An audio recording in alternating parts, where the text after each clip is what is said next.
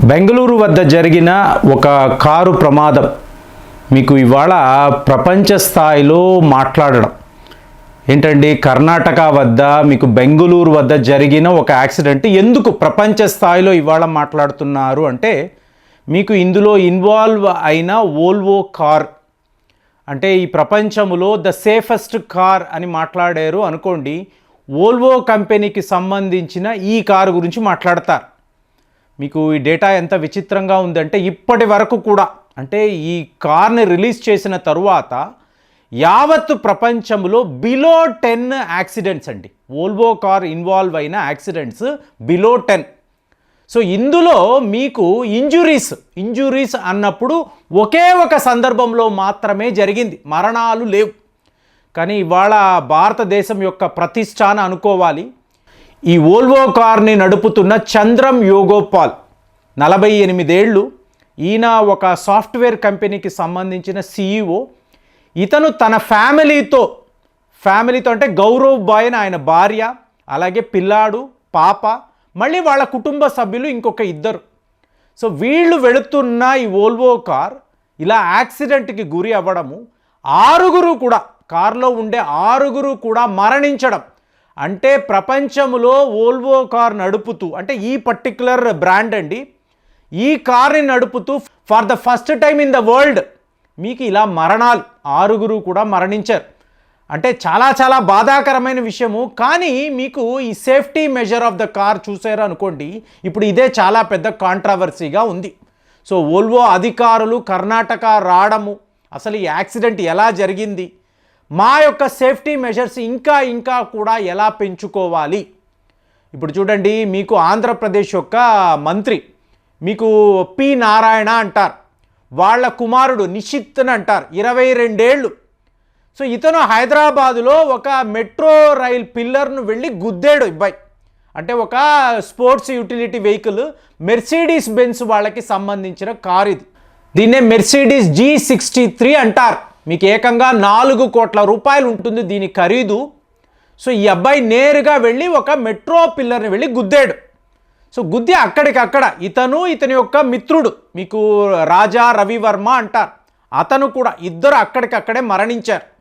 So ఇప్పుడు మీరు Mercedes Benz company వాళ్ళు ఇంత పెద్ద యాక్సిడెంట్ జరిగిందని తెలిసిన వెంటనే వాళ్ళు హైదరాబాద్ వచ్చారు, హుటాహుటిగా హైదరాబాద్ వచ్చారు, వెళ్ళారు. వాళ్ళ కారు ఇలా ఎలాగ ఒక పిల్లర్ని గుద్దుకోవడం అంటే యాక్సిడెంట్ జరగవచ్చండి, ప్రమాదము ఎక్కడి నుంచో ఎలాగో జరగవచ్చు. కానీ మీ ప్రాణాలు పోవడము అనేది ఇక్కడే కదా సేఫ్టీ. వోల్వో వాళ్ళు ఏం మాట్లాడతారు, ఏం జరిగినా కూడా లోపల కారు నడుపుతున్నా మా వాళ్ళకు ఏమీ జరగదు, ఇదే కదా మా హయ్యెస్ట్ సేఫ్టీ మెజర్ని అంటారు. మరి ఇవాళ 6 మరణించడము ప్రపంచములోనే for the first time it happened అని చెప్తున్నారు. సో ఇక్కడ ఏమైంది, మీకు నిషిద్, రాజా రవివర్మ మరణించిన తరువాత మెర్సిడీస్ బెన్స్ వాళ్ళు వచ్చి పరీక్ష చేస్తే వీళ్ళు సీటు బెల్ట్ అనేది వేసుకోలేదు. అయినా కూడా ఒక మెట్రో పిల్లర్ని గుద్దిన తరువాత లోపల ఉండే వీళ్ళకి ఏం జరగకూడదు కదా, ఎలా జరిగింది, ఎలా ఇలా మరణాలు సంభవించాయి? సో దీని మీద వాళ్ళు ఇన్వెస్టిగేషన్ మొదలుపెట్టారు. మీరు చూశారు అనుకోండి, మీకు స్పీడోమీటర్ని చెక్ చేశారు. 210 km/hలో ఈ అబ్బాయి ఆ కారును నడిపాడండి. ఫ్రెండ్స్, ఇక్కడ ఒక విషయం అండి, మీరు రోడ్డు మీదకి వచ్చినప్పుడు వేల సంఖ్యలో మీకు కార్లు, బైకులు, ట్రక్కులు, లారీలు కనిపిస్తూ ఉంటాయి. ప్రతి ఒక్క లారీ, ప్రతి ఒక్క కారు కూడా ప్రమాదానికి లోన్ అవ్వదండి. మీకు ఎక్కడో ఒక దగ్గర ఇలాంటి సంఘటన జరుగుతుంది. సో దీన్ని మనం డెస్టినీ అనాలా, మీకు విధి రాత అని చెప్పాలా, వీళ్ళకే ఎందుకు ఇలా జరిగింది? సో మీకు అక్కడ ఒక డెస్టినీ డిసైడ్స్ జరిగిందా ఆలోచిస్తాం. కానీ అలా ఉండదండి. మీకు ఈ విశ్వశక్తి మీకు ఎన్నో దగ్గర ఇండికేషన్స్ ఇస్తూ ఉంటాయి. దీని గురించి ఒక వీడియోలో కూడా మాట్లాడాను. ఇప్పుడు ఈ నిషిద్ కారు నడిపిన విధానాన్ని మీరు గమనించారనుకోండి, ఆల్రెడీ 3 సార్లు కూడా ఇతనికి ఓవర్ స్పీడింగ్ చలాన్లు పోలీసులు ఇచ్చారు. అంటే ఏంటి, ఇతను ఓవర్ స్పీడింగ్గా కారు నడుపుతున్నాడు. ఏమండి, 210 km/h మీరు కార్ని నడుపుతున్నారు. ఎక్కడ, హైదరాబాద్ మహానగరంలో ఎంత ట్రాఫిక్ ఉంటుంది? ఒకవేళ మీకు రాత్రి 2ంటికి కదా, ట్రాఫికే లేదు, అయినా కూడా 210 కిలోమీటర్ల వేగముతో మీరు కారు నడుపుతున్నారు, వెళ్ళి మీరు మెట్రో రైల్ పిల్లర్ని గుద్దేరు అంటే ఇది ఎంత దారుణం అంటే ఆల్రెడీ పోలీస్ డిపార్ట్మెంట్ వాళ్ళు చెప్తున్నారు, నువ్వు చాలా స్పీడ్గా కారు నడుపుతున్నావు, తగ్గించు. చలాన్ వేయడం కాదండి, వాళ్ళ తల్లిదండ్రులు ఆలోచించాలి. ఒరే నాయనా, నీ పేరు మీద ఇలాగ 3 చలాన్స్ వచ్చాయి, ఇంత వేగంగా ఎందుకు నడుపుతున్నావు? తప్పు కదా, క్రమశిక్షణతో ఉండాలి కదా, మాకు ఒక పేరు ఉంది కదా, మేము విఐపీలు అవ్వచ్చు. కాబట్టి విఐపీల పిల్లలు ఎలా పడితే అలాగా రోడ్డు మీద ప్రవర్తించకూడదు కదా. ఇదని వాళ్ళు చెప్పి ఉంటే, ఆ పిల్లాడు వినుంటే అతని ప్రాణాలు ఇవాళ మిగిలే. కానీ ఎవరూ చెప్పలేదు, 3 చలాన్సే కదా, నన్ను ఎవరు ఆపుతారు అనుకున్నాడు, వెళ్ళి ఆ పిల్లర్ని గుద్దాడు, ఆ అబ్బాయి అక్కడ మరణించాడు. కానీ ఇక్కడ ఈ వోల్వో సంఘటన చాలా దారుణం అండి. అసలు మీకు వోల్వో కంపెనీ ఇంత ఆలోచించాల్సిన అవసరం కూడా లేదు. ఎందుకంటే వోల్వో XC90 అనేది ఇవాళ కూడా ప్రపంచంలో నంబర్ 1 సేఫెస్ట్ కార్ అండి. ఇక్కడ ఏం జరిగిందో చూడండి.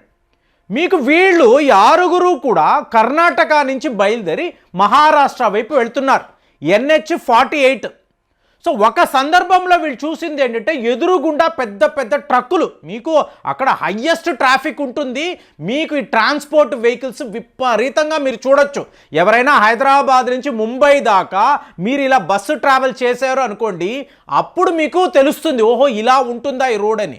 సో ఇప్పుడు NH48లో వెనక నుంచి పెద్ద ట్రక్కులు, ముందు నుంచి లారీలు ఇలా వస్తున్నప్పుడు మీకు ఈ కారు కొని 4 నెలలు మాత్రమే అయ్యింది. దాంతో ఈ చంద్రం ఏం ఆలోచించారు అంటే, వెళ్ళిపోని ఈ ట్రాఫిక్ అంతా క్లియర్ అవ్వని అప్పుడు మనం వెళదాము అని చెప్పి కార్ని ఆయన స్లో డౌన్ చేశాడు. ఇదే ఇతను చేసిన తప్పు.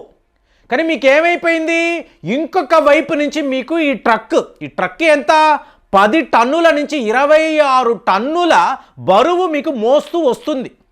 వచ్చిన ట్రక్ ఏమైంది, సడన్గా డివైడర్ని గుద్దుకొని, అంటే డివైడర్ని గుద్దుకున్నప్పుడు ఆగిపోతుంది అని చెప్పి ఆ డ్రైవర్ అనుకున్నాడు. కానీ ఏమైంది, తిరగబడింది.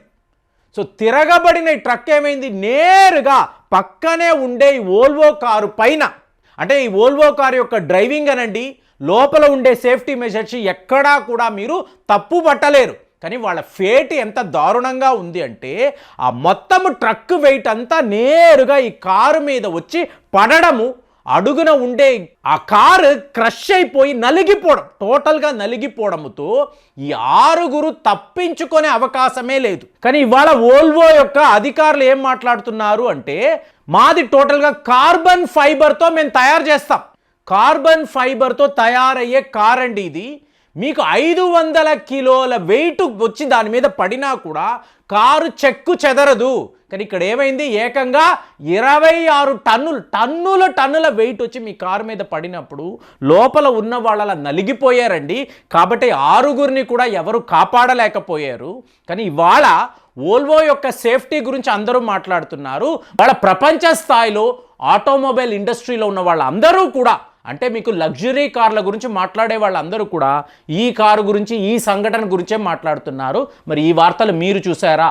చాలా బాధాకరమైన ఒక సంఘటన. కానీ ఇందులో మనం చూడాల్సిన మీకు ఫ్యాక్ట్స్ అంటే చాలా ఉన్నాయి. సేఫ్టీ మెజర్స్ అనేవి చాలా లిమిటెడ్ అండి.